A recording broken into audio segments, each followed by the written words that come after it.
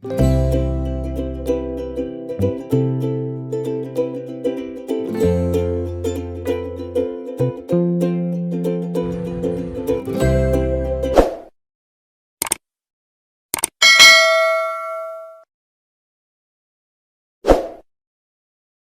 Guys, good morning, welcome back to my another blog lifestyle with Sanchayita চ্যানেলের আর একটা নতুন ব্লগে সকলকে ওয়েলকাম জানাই।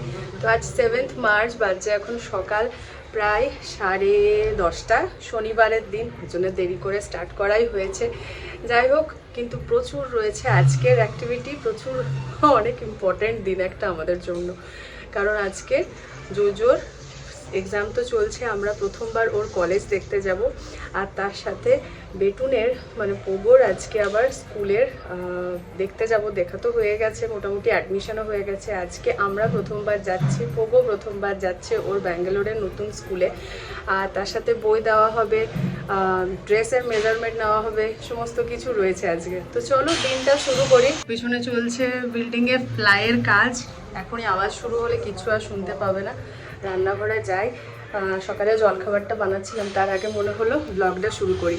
তো ফিরে এসে তো ব্লগ করাই হয়নি। আমরা ফিরেছি বৃহস্পতিবার দিন সকালবেলা, আর আজকে শনিবার, মিডিলে দুটো দিন পুরোপুরি রেস্ট নেওয়া হয়েছে। তো আমার ফ্রিজে নতুন দুটো ফ্রিজ ম্যাগনেট আনা হয়েছে, অবশ্যই সেগুলো কোনো লাগানোও হয়নি, সেটা আরেকদিন লাগাবো। আজকে মানে এত কিছু কাজ রয়েছে, তার সঙ্গে কি কি শপিং করা হয়েছে অবশ্যই তোমাদের সঙ্গে শেয়ার করব। কোন শাড়িগুলো নিয়েছি আর কি কি কেনা যেতে পারে ওখান থেকে, সব কিছু নিয়ে একটা ভিডিও আলাদা করে বানাবো। আপাতত চলো, চিড়ের পোলাও বানাচ্ছিলাম, পোহা কাম চিড়ের পোলাও, মানে কতটা মিষ্টিও না, একটু ঝাল ঝালের ওপর দিয়ে আর কি যায় আমার চিড়ের পোলাওটা। চলো শুরু করা যাক। চিড়ের পোলাও বানাবো বলে সমস্ত ভেজিটেবলসগুলো এখানে কেটে নিয়েছি, গাজর, ফুলকপি, আলু, পেঁয়াজ আর মটরশুঁটি। আর নিয়েছি এখানে আমি ওই মোটা চিড়েটা, পাতলা চিড়েটা হলে কেমন যেন ঘেটে যায়, তাই মোটা চিড়ে দিয়েই খুব ভালো চিড়ের পোলাও তৈরি হয়। সামান্য পরিমাণ ঘি আর সাদা তেল দিয়েছি, গরম মশলা ফোড়ন দিয়ে সবজিগুলোকে ভালো করে একটু ভেজে নিচ্ছি। শনিবার রবিবার এলে রুটিনের 12টা বেজে যায়, সে কারণে একটু বিরক্ত হই, কিন্তু এই দুটো দিন না এলে বাবা ছেলে সেভাবে দেখাই হয় না, একসাথে সময় কাটানোই হয় না। অনির্বাণের 12 ঘন্টা অফিসের ডিউটি সেরে যখন বাড়িতে পৌঁছায়, তখন পোগো রাত্রিবেলায় সেই পড়তে বসে, কিছুক্ষণ পরে ঘুমিয়ে পড়ে খাবার দাবার খেয়ে, তাই সেইভাবে মজাটা আর করতেই পারে না। সপ্তাহান্তে দুটো দিন তাই খুব দরকার। ফোর সামান্য পরিমাণে চিনি, নুন দিয়ে আমি ঢাকা দিয়ে রেখে দিয়েছিলাম। কিছুক্ষণ পরে ঢাকা খুলে দেখলাম সবজিগুলো সব সেদ্ধ হয়ে গেছে।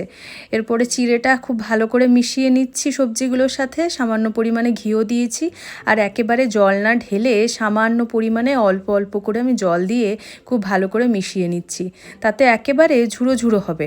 ওই চিড়ে না হলে একের সঙ্গে এক লেগে যাবে। দেখুন কি সুন্দর ঝুড়ো ঝুড়ো হয়েছে। আর সামান্য ড্রাই ফ্রুটসও অ্যাড করে দিয়েছি, পোলাও বলে কথা। এই দেখুন মোটামুটি রেডি হয়ে গেছি, দিই সবাইকে এবার খাবারটা দিয়ে।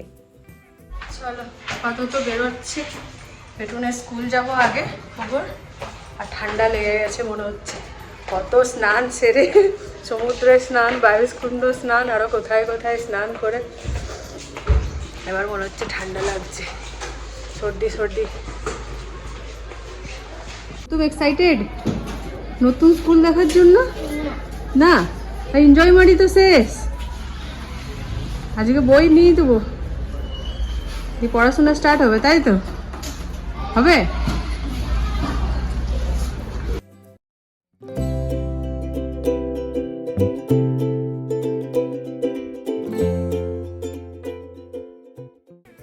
আমরা প্রথমেই এসেছি দুজনে মিলে পোগোর পাসপোর্ট সাইজের ফটো ধোয়াতে। আসলে আজকে অ্যাডমিশনের ওই যা কিছু ডকুমেন্টস লাগে সবগুলো জমা দিতে বলেছে, তাতে পোগোর বার্থ সার্টিফিকেট, আধার কার্ড, আমাদের দুজনের মানে ওর মার ও বাবার আধার কার্ডের জেরক্স আর পাসপোর্ট সাইজের ফটো, এই সমস্ত কিছু লাগবে। তো বছরের পর বছর ছেলেটা কেমন বড় হয়ে যাচ্ছে, একটার পর একটা ক্লাসের জন্য ছবি তোলা হয়, আর সব একটা একটা পিস আমি নিজের কাছে রেখেও দিই। সঙ্গে সঙ্গে আমি ছবিগুলো নিয়ে যাব সাথে করে, তাই একটু ওয়েট করছিলাম। আর অনির্বাণ গেছে ওইদিকে মাকে আনতে। আজকে ঠিক করা হয়েছে মা যখন রয়েছে তখন সবাই মিলে আজ দুজনারই পড়ার জায়গাগুলো দেখতে যাব। একের পর এক পেরিয়ে যাচ্ছে স্কুলের বাস, যদিও বা পোগোকে এখনও স্কুল বাসে দিইনি। আনা পৌঁছানো দুটো এখন আমরা করে নেব। পোগোকে স্কুলে ভর্তির ক্ষেত্রে আমরা যে জিনিসটা মাথায় রেখেছিলাম সেটা হলো সবচেয়ে যেন বাড়ির কাছে হয়। নারায়ণা ই টেকনো স্কুল আমাদের বাড়ি থেকে ডিস্টেন্স হচ্ছে মোটামুটি 3 কিলোমিটার মতো। ওই যে দূরে বিল্ডিংখানা দেখা রয়েছে, আমরা পৌঁছে গেছি। মা আর অনির্বাণ আসছে কিছুক্ষণের মধ্যেই। ইচ্ছে ছিল আইসিএসসি বোর্ডের স্কুলে দেওয়ার, কিন্তু আমাদের আশেপাশে কোনো রকম আইসিএসসি বোর্ডের স্কুল নেই, তাই সিবিএসসি বোর্ডের নারায়ণা ই টেকনো স্কুলেই আপাতত পোগোর অ্যাডমিশন করানো হয়েছে। পেটুনের স্কুল তো দেখা হয়ে গেল, বই নেওয়া হয়ে গেছে, আর ড্রেস আরও কিছু ফর্মালিটিস ছিল সেগুলো পরে করলেও হবে। মোটামুটি এপ্রিল মাস থেকে ক্লাস আরম্ভ, ওরিয়েন্টেশনের ক্লাস 15 দিন মতো। আপাতত ওগুলো করবো পরে, দেরি হয়ে যাবে। এখন আমাদের নেক্সট জোজোর কলেজ দেখতে যাওয়ার আছে, অলরেডি 2টো বেজে গেছে। তো চলো যাওয়া যাক।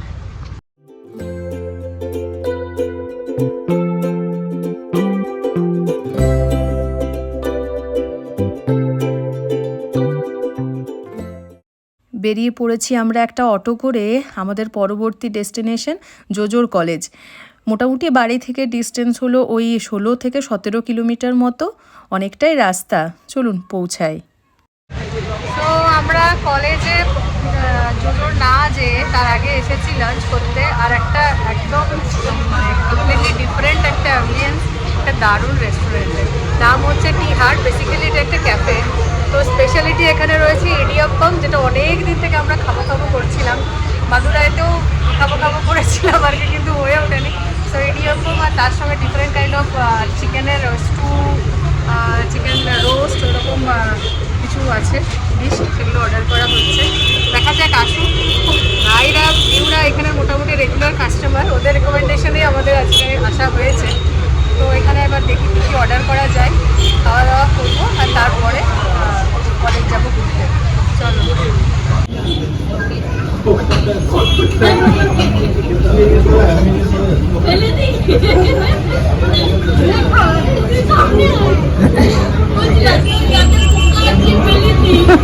বার করে দাও তো, পোকাগুলো বার করে দাও লান্টু দাদা।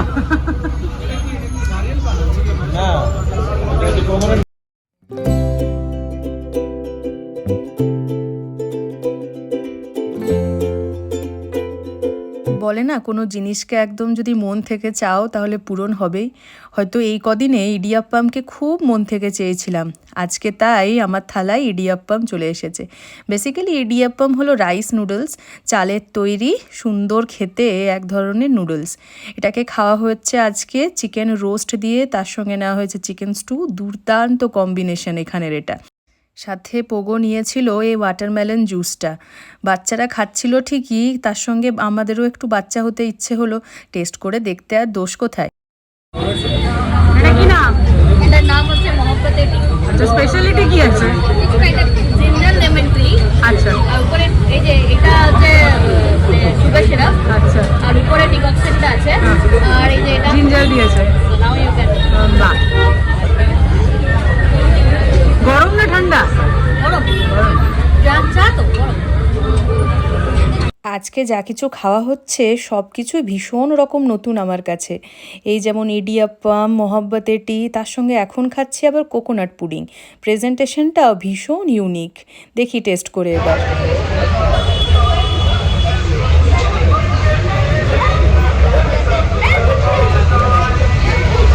একদম নতুনত্ব কিছু ট্রাই করলাম।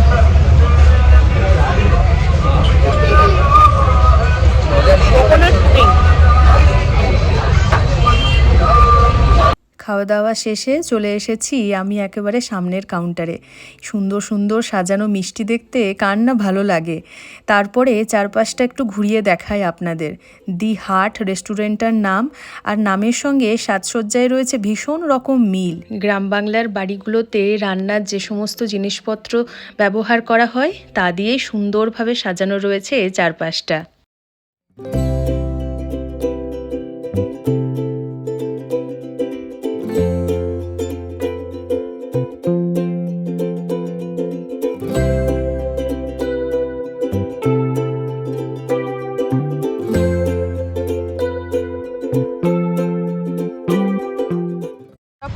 পড়েছি কলেজে, এবারে গেটের ভেতরে ঢুকতে দেয় কি না সেটাই দেখা যাক। চলো, জোজো আগে গেছে পারমিশন করাতে। কৃষ্ণ জয়ন্তী কলেজ অটোনোমাস বেঙ্গালুরু। চলুন ভেতরে ঢুকে পড়েছি জোজোর কলেজের। আর ভেতরে ক্যামেরা অ্যালাউ থাকায় মোটামুটি অনেক কিছুই আপনাদের সঙ্গে শেয়ার করতে পারবো।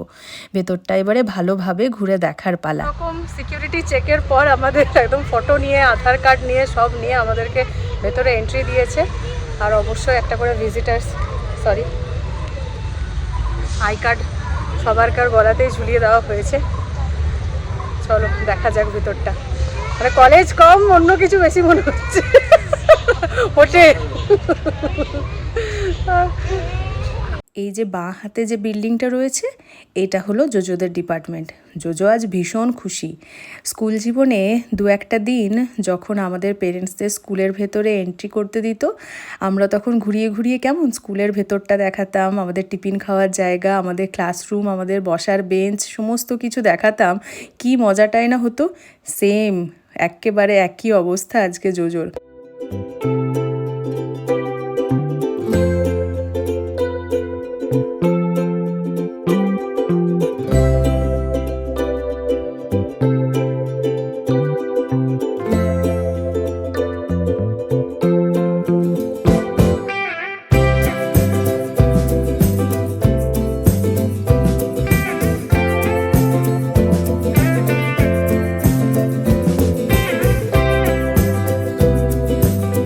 জোজোর কলেজ পছন্দ করার ক্ষেত্রেও আমরা ছিলাম ভীষণ রকম কনফিউজড।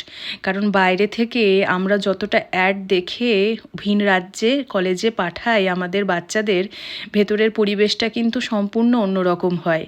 তাই সেক্ষেত্রে আমাদের একমাত্র ভরসা ছিল আমার ভাই।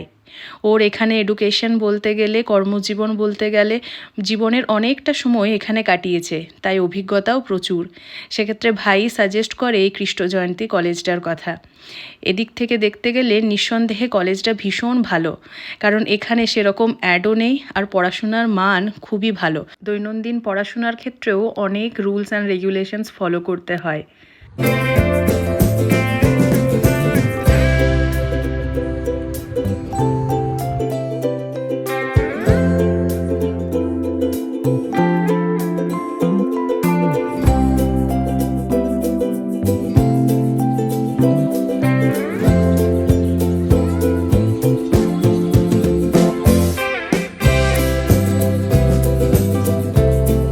কেমন দেখলি দাদাদের কলেজ? একবার চাপলেও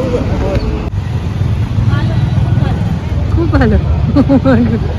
ঠান্ডা পড়ে। আর তোমার স্কুল?